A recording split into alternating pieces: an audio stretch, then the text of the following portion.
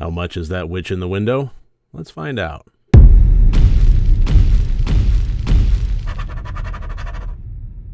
Hello and welcome to RotD Review of the Day, and today I'm taking a look at the 2018 small budget movie, The Witch in the Window.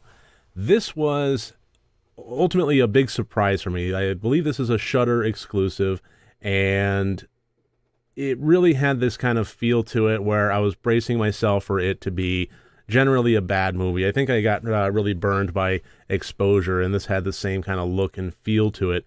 But I was ultimately pleasantly surprised. This was just a pleasant little horror movie. It was a great example of a character-driven film. There weren't a whole lot of scares to be had, but what they did have was actually pretty impactful.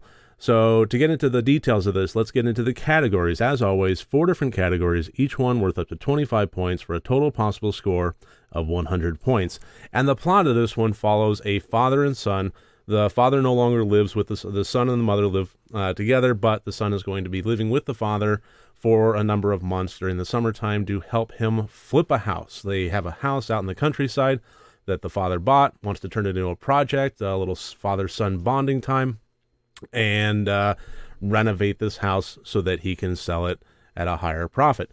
And they find that there is something in the house that starts out fairly benign, but as the house gets improved on, the more powerful this thing becomes. The neighbor, obviously, the prophet of doom, telling the story about a witch that used to live there and so on and so forth. It just kind of adds to the storyline. There's really not a whole lot here that was terribly original. Had a pretty strong subtext to it of, father recognizing the sacrifice that is parental responsibility, and how, that does take a level of courage, and in his life he has been a coward in that regard. And then, facing moral decisions along those lines. But again, even that wasn't entirely original. So this was a fairly, what I would say, an unoriginal premise that was completely saved by having great characters and dialogue. They were really well fleshed out. The dialogue was very, very strong between these characters. And I don't necessarily mean that everything was powerful. I just mean that the way it was written and the way it was acted was very good in terms of creating chemistry between the father and son. It felt very real. Whether they were getting along or not, it felt very real, and I was engaged. It was absolutely engaging. So I ultimately gave the plot a 17 out of 25 points. It did flow fairly well. The storyline did, it went through the 3 acts really nicely, and I was just really impressed with what wound up being written on the page.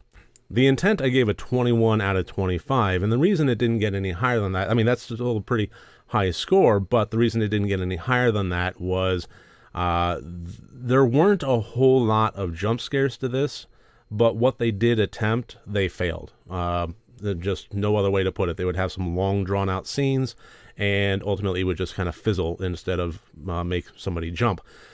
But that's not the only type of scares that they were going for. They also had some true dread and some really great layups to that made them land very hard. I do recall at least 2 times in this movie that I was sitting there watching completely captivated, and then when a character said that one piece of dialogue that flipped that switch and turned on that dread, goosebumps all up and down my arms and legs. It was amazing and fantastic, and I loved the way that the scares that they tried for that weren't jump scares actually landed. The other intentions of this movie, I think, were mostly to just be kind of a character-driven film. And I can't really recommend this any higher in that regard. What they intended to do, they set out, and they achieved marvelously. So yeah, 21 out of 25 for The Intent. Very, very pleasantly surprised. The acting, I gave a 20 out of 25. This is the portion of the movie that would have completely fallen down if it weren't for the quality of the acting. And usually when you get a small budget movie like this, you kind of get some people that are willing to work for scale that, just happen to find in a coffee shop or something. And, it usually, especially for being so dialogue heavy as this movie was, the fact that they were able to pull that off and make it feel very, very natural, it was just very impressive to me. The character of Simon, the father, played by Alex Draper, and the character of the son, Finn, played by Charlie Tacker, I was just really super impressed by. And I mean, especially when you're talking about teenagers in these kind of movies, usually the dialogue feels very stilted. They're remembering their lines as opposed to talking with one another. And I didn't get that sense out of this one. It was just very, very natural, and I loved it. The chemistry between them was a good combination of what was written on the page and how the actors delivered it. And like I said earlier, this is where a movie like this tends to fall apart, when you have just kind of small budget, two character, isolated in the woods kind of situation. The acting is usually what just really drives a dagger in the side, and like exposure, open house. They both of those had major faults beyond the acting, but the acting was really suffering. And in this one, I loved it. I absolutely loved these characters, and it sold the movie for me. The technical, 16 out of 25. I really don't have any complaints about this. This was not an effects-heavy movie at all. This was very simple, very toned down, just in terms of special effects. And the camera work and the color palette and the sound design and so forth, the score, it was all very serviceable and average, in a good way.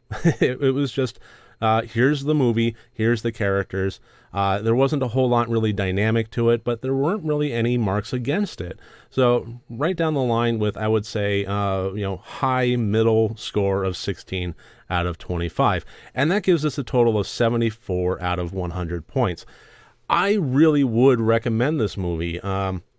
Honestly, if you have, teenagers of your own that you're kind of wanting, early teen, preteens, tweens that you're wanting to introduce into the horror genre, this might be a good entry. There's some, foul language to it, but ultimately it's somewhat benign, and it's a good kind of character driven story that has some good scares to it without being obscenely violent and obscenely gory and so on and so forth. So I just recommend this movie to anybody that wants to watch just a pleasantly surprising, good horror movie.